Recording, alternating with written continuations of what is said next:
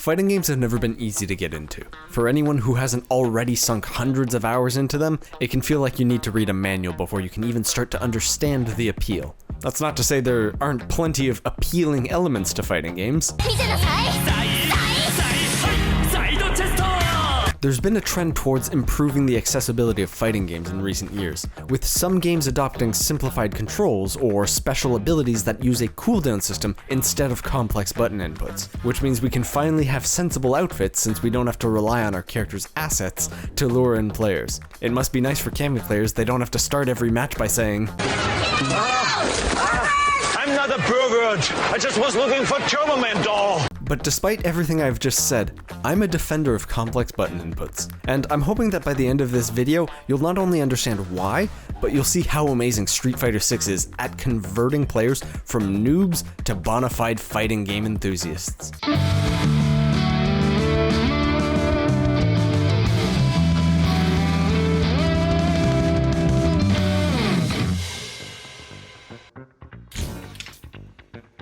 If you've never been into a fighting game before, learning to appreciate them can be hard. It's why most people end up button mashing when they first start, and why they give up shortly after spending a few minutes trying to learn. This isn't a genre you typically go to for instant gratification. It's even worse for people who are just starting to get good, because they'll often find themselves losing to complete idiots.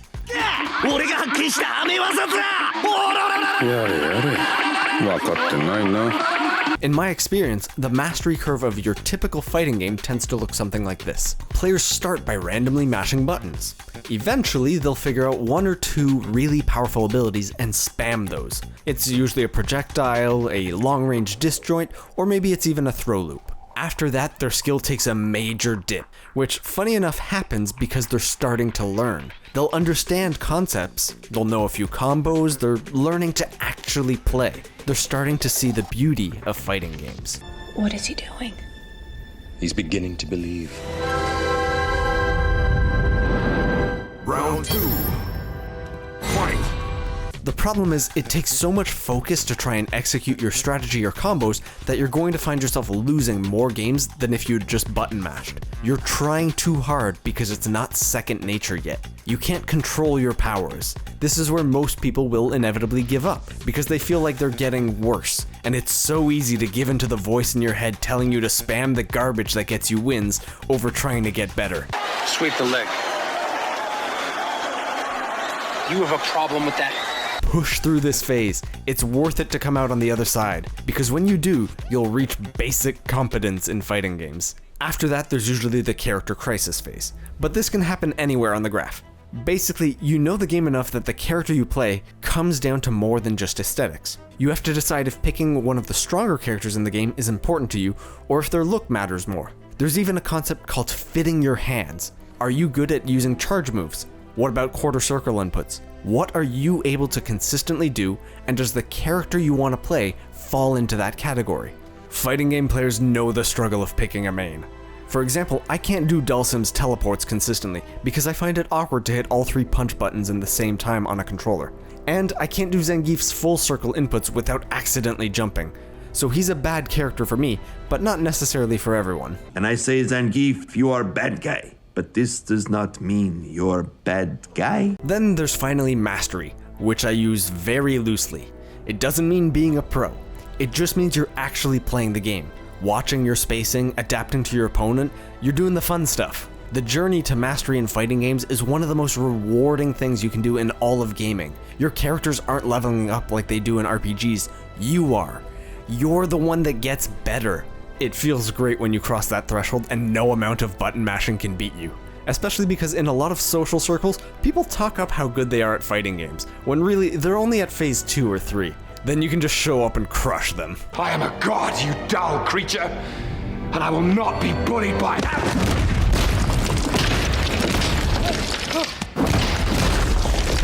Puny god. Games have tried to simplify this journey to help players get into fighting games. The idea is that by removing the barrier of execution, more novice players can start paying attention to things like spacing and advantage state. But not every game should do that.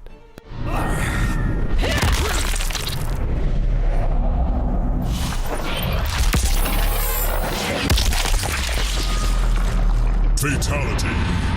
There's a famous clip, moment 37, the Daigo parry. It's so impressive because if Daigo misses a single perfect parry, which requires precise spacing and timing, he'll die in this match. The crowd goes absolutely insane because of how difficult it is to pull off what Daigo did, and he did it under the pressure of a tournament grand finals. If all he had to do was hold the block button, this would be far less impressive.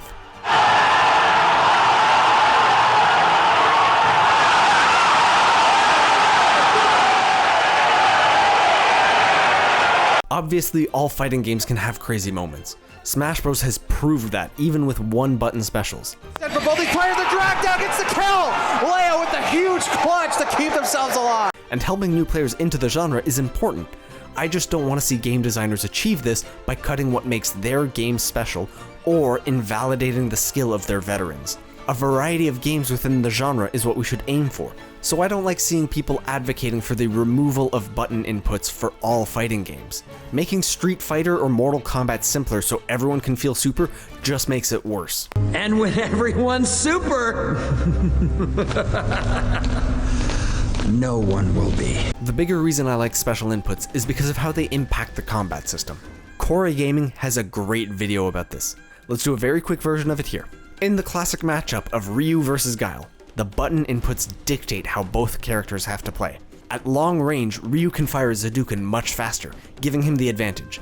Guile's projectile is a charge move, which means he has to hold backwards for a second before he can use it. But he can act faster out of his projectile, so if he can close the distance, he can trade effectively with Ryu. So Guile's goal is to move forward and get in Ryu's face, limiting Ryu's control of the arena. By moving forward though, he doesn't have access to his special moves. Ryu, on the other hand, is rewarded by moving forward and reclaiming space, because while the Ryu player is holding forward, they're already a third of the way into inputting a Shoryuken, which is a great anti-air if his opponent tries to jump over him to undo his progress. The way the special moves are input literally shapes how this matchup is played in a way that special abilities with cooldowns just can't. StreetFighter6 has created the smoothest transition, guiding players from button mashers to fighters. In the basic versus modes and offline play, you can use a control scheme where all you do is move and press one attack button. The game will read the situation and automatically pull off combos, grab the opponent, or super armor through their attacks, based on what it thinks is best. This might sound broken, but the game never pulls off optimal combos, and as a player, you have no options of what move to use.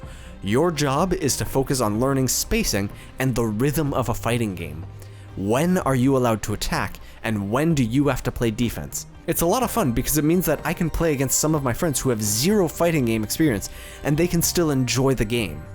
Then when you're ready, you can graduate to Street Fighter's modern controls. With these, you get a light, medium, and heavy attack button, and you can trigger specials with the fourth button. You'll have access to roughly half of your character's moves and gain some agency. During this phase, you're learning about decision making. It's not just when can you attack, but what kind of attack do you use? Which moves are safe on block? Where can you punish your opponent?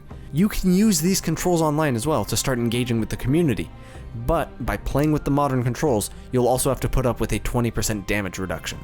Which all brings us to the traditional controls. When you get here, the game stops holding your hand. You gain access to your entire character's kit and their full damage. Street Fighter provides you a great path from beginner to pro and lets you build yourself up, but it's on you to reach the goal. You now have to understand which moves to use when, and how their inputs affect gameplay.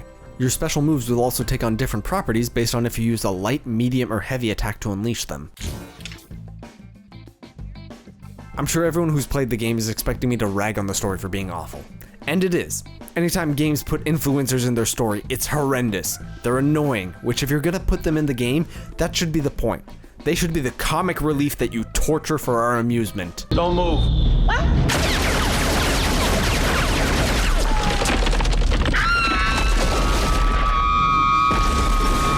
But parts of the story are so bad that they're funny. You have to find your own fun going through this thing, like me giggling at the CERN treasure chests in a plot about shadow organization. Beside a kangaroo.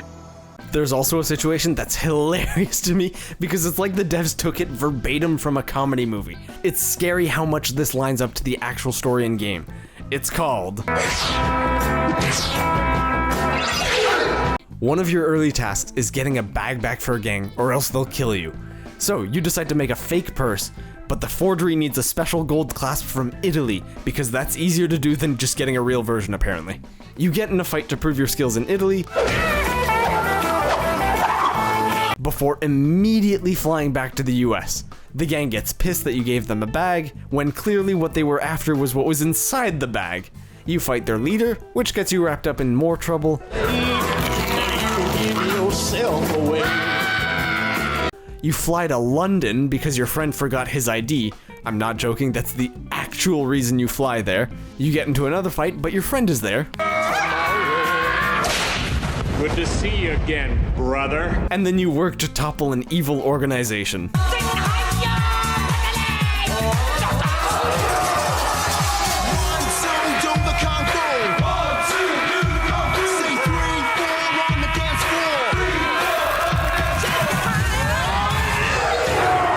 If you're playing Street Fighter for the story, you're doing it wrong. Who comes to a fighting game to go, "Listen to Ignacio. I know it is fun to wrestle. A nice pile drive to the face, or a punch to the face. But you cannot do it." The story is here to teach you how to fight, and there's plenty of teaching tools, from the control schemes I mentioned in the good section to the absolutely ridiculous minigames. You can karate chop things to learn charge inputs, you can make pizza to learn rolling command inputs, you can play basketball to learn how to parry. A lot of the fights have gimmicks as well. Some of the hardest opponents aren't even human, like the evil Roombas. Nine Roomba! Which is great for learning general skills, but there is an area that the story is failing at. Throughout the story, you meet all of the main fighters from the game. As you get to know them, they'll teach you their techniques, which should allow you to mix and match to learn which kind of character's moves resonate with you without worrying about their aesthetics. But the process of unlocking each of your master skills is such an arduous grind, and it's often easier to beat up low-level enemies quickly than it would be to fight high-level enemies or groups to grind XP. It's like the game wants to push you towards beating up Grandpa. They're terrible boys. Shut up, Chip, or I'll go ape shit on your ass. I'm gonna scissor kick you in the back of the head. Yeah, turn up the heat. And the game fails to incentivize experimentation. The RPG elements allow you to just grind and beat enemies through levels and stat increases. And once you find moves that you're comfortable with, there's no reward for exploring other options. The core gameplay of Street Fighter 6 is just so good, it's not worth bringing up the minor quibbles or annoying characters I'd change if I could, because we're here to fight. Uh-oh.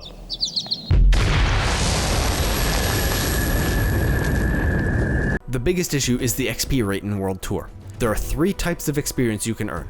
One goes towards your level, another is for your relationship with the fighters, and the last is for unlocking their special abilities. The first 2 are fine. I never found myself severely over or under leveled while playing. And the relationship XP is exclusively for unlocking story bits. If you're a longtime fan of the characters or just curious to learn some of their stories, you can buy gifts for them and basically go, Love me! Love me! The XP bar that matters is the one for unlocking abilities, and it's painfully slow to rank up.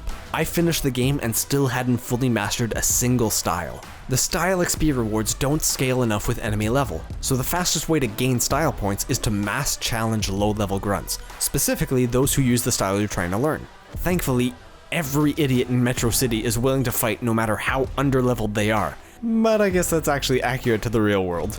A new report by the Department of Health and Human Services has found that the average male is 4,000% less effective in fights than he imagines. As for how to incentivize players to mix up the moves they're using, I have 2 ideas. First, let me save movesets to quickly swap between them. Fiddling through menus is half the reason I don't want to change things between fights. Instead of having a generic challenge button when I look at an NPC, let me hold down a button so I can get this kind of menu.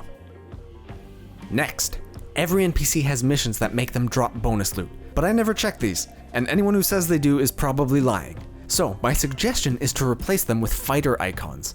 The mission system could then become to hit opponents with moves from the specific fighters. Maybe they take bonus damage from these, or they get stunned by them. This would give me a reason to have a variety of fighting styles I use in practice. And when I get a new master, I'd want to at least equip one of their moves onto my movesets because I'd care about exploiting these weaknesses against the NPCs. And because there are rules to which specials you can pair together, unlocking as many as you could for each fighter would become more important to increase the ability to mix and match the ones you like. Those are the main things I'd fix with Street Fighter 6, because like I said, I'm a fan of the command inputs, and the extra control options make it more accessible than ever before. The core game here is really solid. No matter how stupid the story and setting are at times, I really enjoyed my time running through the streets of Metro City, beating up its citizens for XP, and becoming their hero by toppling an evil organization. I love you, Metro Man! And I love you, random citizen. I still don't have a main, but maybe that'll get sorted out with DLC.